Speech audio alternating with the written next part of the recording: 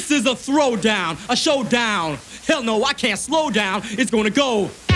Wes Williams, aka Maestro Fresh Wes. He laid the foundation for today's mega stars of Canadian hip-hop. In 1989, his debut single was the first Canadian rap song certified gold. His success forced a very white, very conservative industry to take notice. And Maestro Fresh Wes is here with me. It's unbelievable. I seen the bitter with the sweet. In the 90s, he continued attracting attention with a unique style that was unabashedly Canadian. Seen a lot of shame in the game. Seen a lot of pain with the fame. Seen a lot of highs and lows, but that's just the way life goes. But for Wes Williams, his life has been about more than just music. He's worked as a motivational speaker. But making history is when you do something and you say something that people remember you years and years and years later. As an actor. Welcome to Xavier. How we treating you so far? Thank you. Good, yeah. You're the other Mr. D. Steve! And he's not done yet. He's always on the lookout for his next project, and of course, he's still having an impact on the scene he helped build. I sat down with Wes Williams earlier this week in the very place the Maestro was born, the Parkway Mall in Scarborough, Ontario. Hello, sir. Nice to meet you. Good to see you, man. Thanks for making the time. All right, This is your house. I don't know if it's my house, but that's where I wrote some songs back in the days. So tell me about that. What did you do here in this mall? Oh, security for Intercon back in the days, man. Yeah. That was like 87, 88. And I took the graveyard shit. That way I could work on my demos.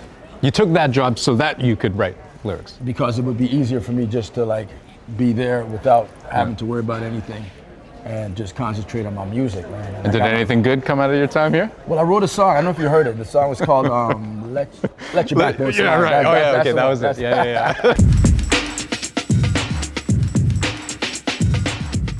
I'm looking around. There are people staring at you even right now. Yeah. But I bet they don't know that this is sort of hallowed ground when it comes to the birth of the Maestro.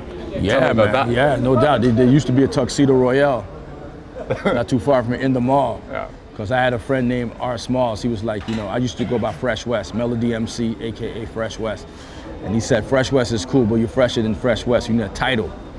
So then I was just thinking for a title, like something to put on top of my name, Then I passed by the Tuxedo Royale that used to be right over there where the Metro is. And I go, yo, Maestro. Move with the Maestro. You feel high, so it's set. The blend, the crescendo is nice, yo.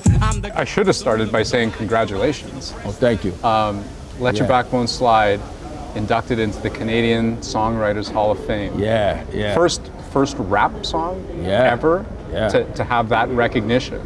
What does that mean to you? That means, it's good for me, but it's great for the genre of music. It's great for hip hop. Like we started from the bottom, but now we're here doing international things. Canada, we're the top of the global food chain when it comes to music, man. I'm just honored to be a part of that people acknowledge what I did. And I got a slogan: don't make records, make history.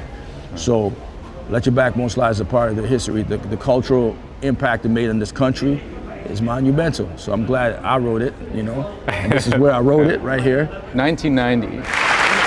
Do you remember this? Tom Cochrane is introducing you. You're performing at the 90s Junos. Canada, I think, is known as a very rich heritage of folk artists and folk music. Bruce Cockburn, Murray McLachlan, Gordon Lightfoot, Leonard Cohen. Yeah. But then he says, there's a new kind of folk music, and it's called rap music. And this is Canada's contribution in that area, and he's a great artist. This is a throwdown. Oh, wicked, man. Shout out to Tom Cochrane. That's dope, man. Life's a highway, man, But did you feel then like you were doing something groundbreaking? Yeah, definitely. I didn't know how groundbreaking it was, but we knew we were doing something special. We definitely knew we were doing something special. This is something in its infancy here that Canada ain't never seen before. You feel me? So I knew. Come on, imagine performing at the Junos. Just let it slide. Just let it slide. Just let it slide. Just let it. Who did that before?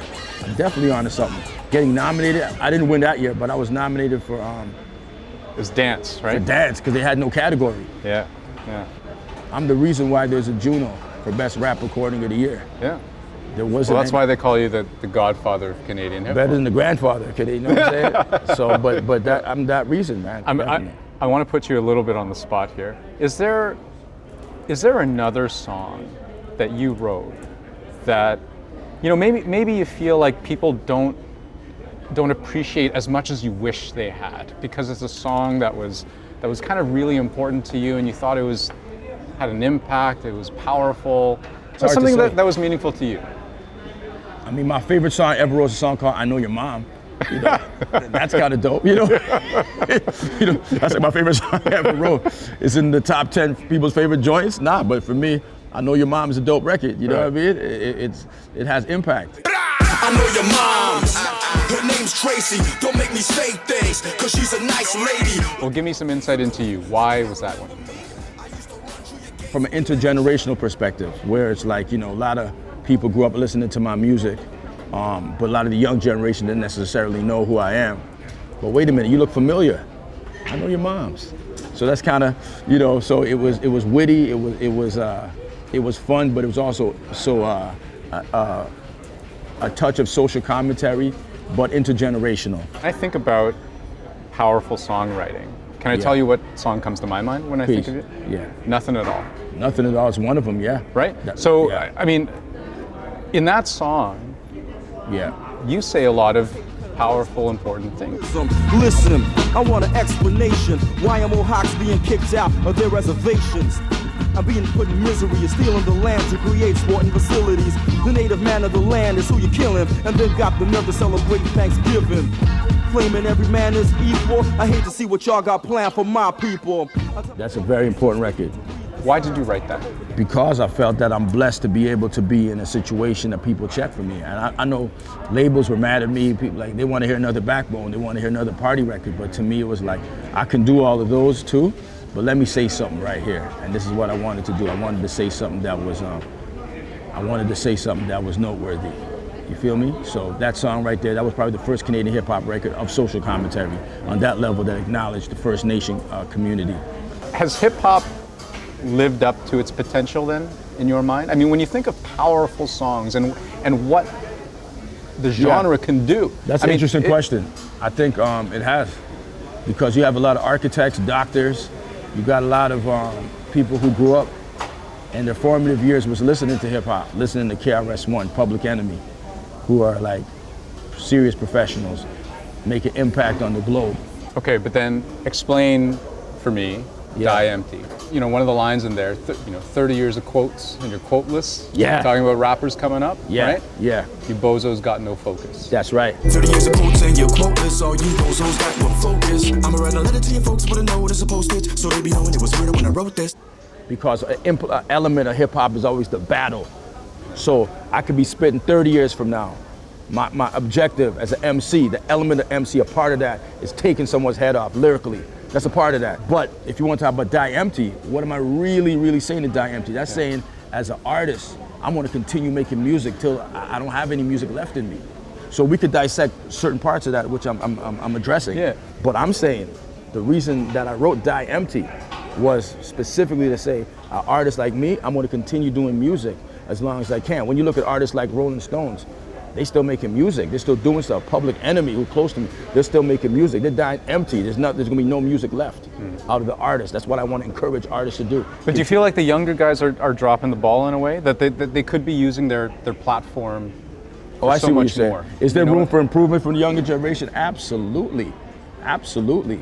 But it's up to me to lead by example. Artists of my generation to lead by example. That's what I'm doing. So I'm proud of my last album. You feel what I'm saying? I'm proud that I still have that energy to continue evolving, continue pushing myself. The thing is with me, I didn't have any artists older than me to look up to in terms of making records coming out of Canada. So I've been trained from a young age, formatively, to listen to the younger cats, ask them questions. That's how I grow. If it wasn't for me humbling myself and listening to these artists coming up, I still wouldn't be able to do what I'm doing right now. You feel what I'm saying? And I'm 51 years old, man, but backbones are still sliding, man. My lyrics are awesome and tune in volume and blooming and blossoming. Blowing away blockades and barricades, making black and blue from the blast to the blaze. It's a blood sport. What bills I bank? I make your vision go blurry while your brain goes blank into oblivion. Beats from box to box, the bass rocks from blocks and blocks. Let your backbone slide. Those are lyrics. Alliteration. Written right here in Parkway Mall, Scarborough, man. I think I wrote that around 2 a.m. You know what I'm saying? You remember the moment, right? Remember the moment, man, around 2 a.m. Maestro, Yeah, thanks this so was much, good? man. This was good? Really nice talking to you. Yeah, man. Cool.